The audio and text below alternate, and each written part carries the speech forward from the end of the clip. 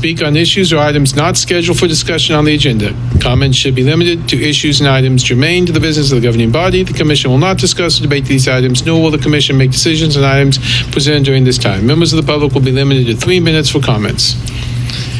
Eric. Thank you, Eric Hyde, 66046. I live in between the ghetto and up in the hills in the South Central Lawrence. I call it the in-between. Anyway, I'm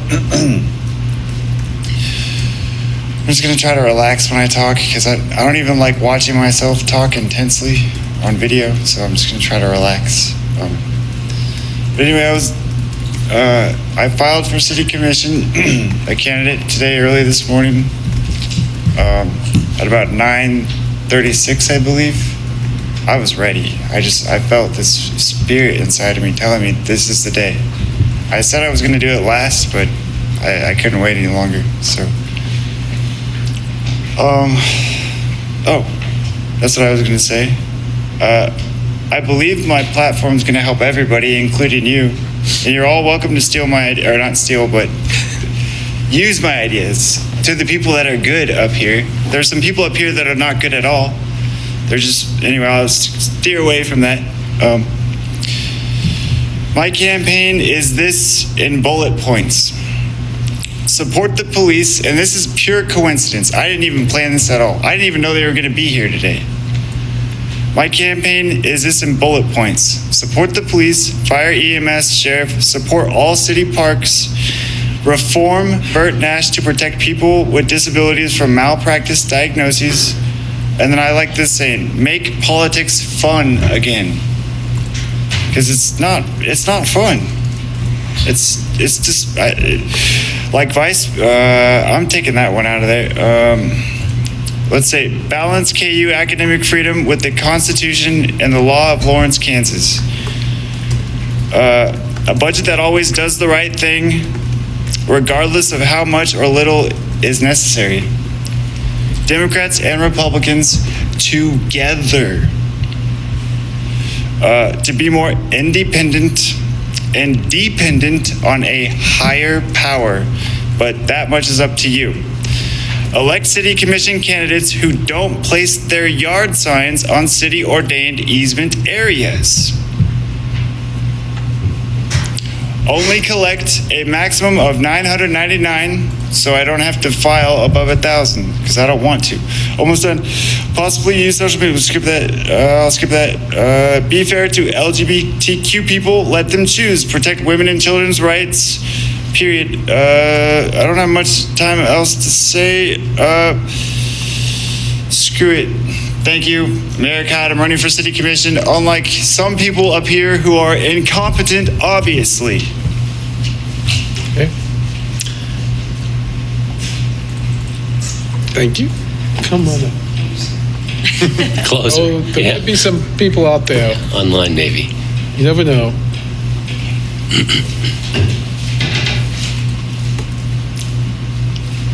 I'm just going to read one paragraph. Okay. And then I'm done. Okay. So my name is Jane Cotita, and I am a 2001 person who's lived here since then and have come before you for First United Methodist Church, getting it on the National Register, as well as Family Promise and its importance to the community. So why I'm here tonight, why I sat, listened, and processed. Tonight I want to publicly thank our Parks and Rec, Forestry, and City crews who responded overnight last Tuesday, April 30th, to the storm. Their swift, coordinated work kept our community safe and streets passable in tough conditions. It's also a reminder that their year-round care in helping maintain Lawrence's tree city status. And I believe there was a gentleman here maybe a couple weeks ago for Arbor Day. Yep. Okay. Truly matters. And the damage could have been far worse without their ongoing commitment during the year. I'm just grateful for their professionalism and dedication. So, thank you for sticking around to say Yeah, to give out praise of all things. Thank nice you. to have just a different slant on We appreciate the city. that. Yeah. Thank you. Thank you. Christina. Christina McKenna, 66046. In general, the balancing act feels like it fails our city in exactly the areas where it hopes to improve understanding instead. The way services are weighted, it makes you feel guilty to drop even one part of our service providing departments to a single notch less than currently stated that it's at. However, having done the exercise myself, I know the discontent within the city by the constituents is a far truer barometric measure of the service level we feel we receive.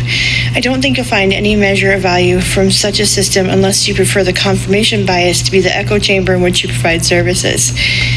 People are far more worried about all their costs going up, while the commission continues to say that more funds are required, even to just maintain the status quo. I would say I have intentionally dropped other service providers who've raised their rates while decreasing services or service levels.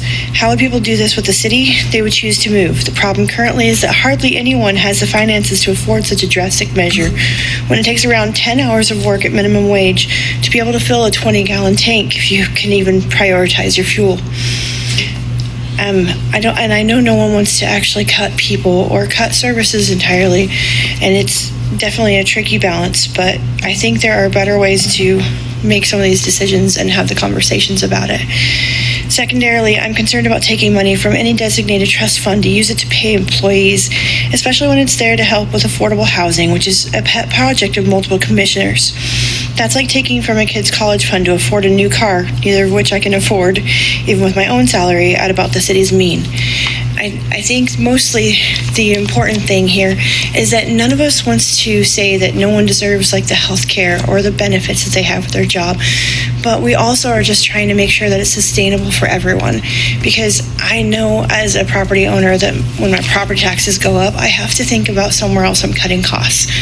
In our house, we were able to afford to buy some e-bikes so that as the oil prices go up, we can get around in a different way, but not everyone has those kinds of opportunities.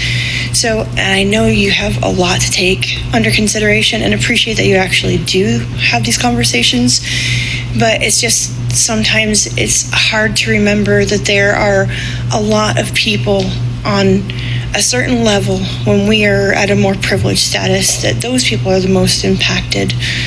And again, I'm grateful that you guys are doing the research and are having conversations, so thank you. Anyone else in the room? Oh, okay. I'm the last one.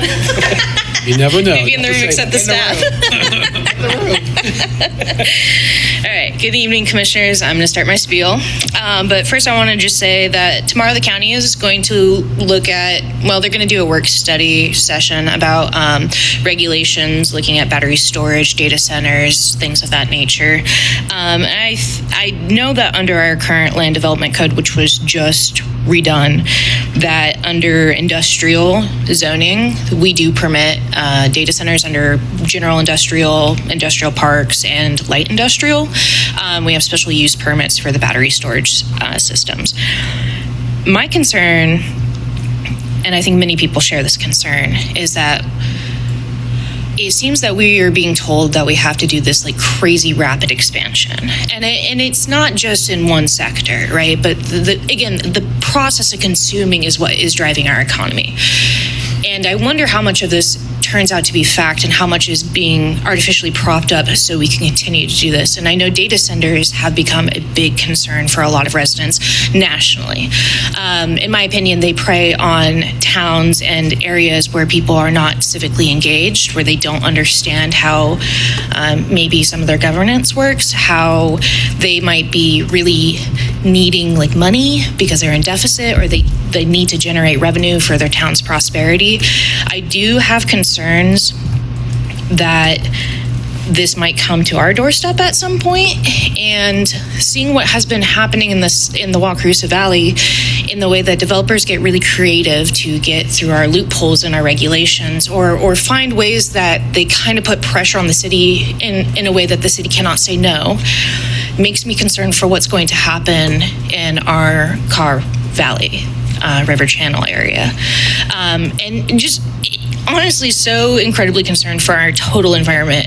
I feel like recently, and I've noticed this happens, I'm pretty sure it's historically true too as well, as soon as we get into tight budget problems, the environmental protections go out the window because we are more concerned about our immediate impacts, but we're not looking forward to the future. Like, what are we going to leave for our children? We know that there is climate instability, and whether or not you believe in global warming, not even my fight anymore, but we can all agree that stuff is starting to get really scary.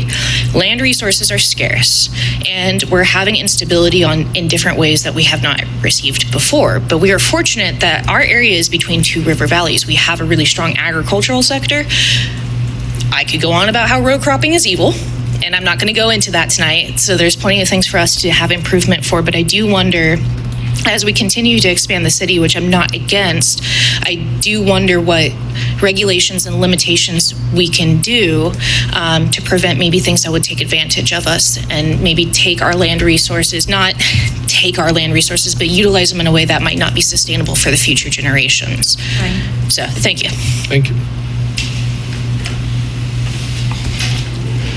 Courtney, are you coming in? Okay, she's not. Okay, anyone online?